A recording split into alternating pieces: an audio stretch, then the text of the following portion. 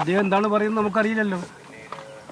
അദ്ദേഹം എൻ്റെ അഭിപ്രായത്തിൽ അദ്ദേഹം അടിയുറച്ച ഒരു കമ്മ്യൂണിസ്റ്റുകാരനാണ്. അദ്ദേഹം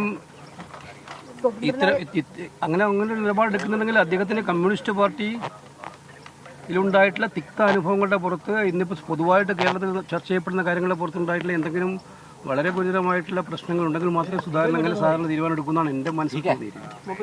ഞങ്ങൾ ആ കാര്യത്തെക്കുറിച്ച് ചർച്ച ചെയ്തിട്ടേ ഇല്ല. എന്ത് ചെയ്യണമെന്നില്ല. അല്ല, അതെങ്ങനെ പാർട്ടി തീരുമാനിക്കേണ്ട കാര്യങ്ങളാണ്. നമ്മൾ ഇതുവരെ തീരുമാനം അതിനകത്ത് എടുത്തിട്ടില്ല. നാട്ടികയിൽ കോൺഗ്രസ് സ്ഥാനാർത്ഥി ഉണ്ടാകും. അല്ല, അത്തരം കാര്യങ്ങളിലൊക്കെ ഞാൻ പറഞ്ഞു. പാർട്ടിയിൽ ഇപ്പം കോൺഗ്രസിന് സ്ഥാനാർത്ഥിയുടെ പേരുണ്ട്. എല്ലാ കാര്യങ്ങളും പാർട്ടിയിലെ ലീഡർഷിപ്പ് എല്ലാവരുമായി ബന്ധപ്പെട്ട് ആലോചിച്ച് പ്രാദേശിക നേതാക്കന്മാരൊക്കെ ആലോചിച്ചിട്ടാണ് തീരുമാനമെടുക്കുക.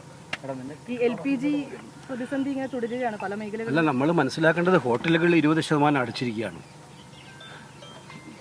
പാചകവാതക ഏജൻസികളോട് പറഞ്ഞിരിക്കുകയാണ് നിങ്ങളിനി വിതരണം ചെയ്യേണ്ടത്. എന്തിനു പറഞ്ഞ് സിലിണ്ടറുകളിൽ ഗ്യാസ് നിറക്കുന്നത് പോലും നിർത്തിവെക്കാൻ ആവശ്യപ്പെട്ടിരിക്കുകയാണ്. ഇത് നമ്മളാരും പ്രതീക്ഷിക്കാത്തവണ്ണമുള്ള അതീവ ഗുരുതരമായ പ്രതിസന്ധിയാണ് രാജ്യം നേരിട്ടുകൊണ്ടിരിക്കുന്നത്. കാരണം പലയിടത്തും ഹോട്ടലിലൊക്കെ പ്രവർത്തിക്കാൻ പറ്റുന്നില്ല.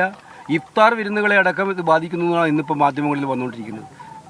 അപ്പോൾ ഈ ഗുരുതരമായ കാര്യം കേന്ദ്ര ഗവൺമെൻറ് ആണെങ്കിൽ ഒന്നും ചെയ്യാതെ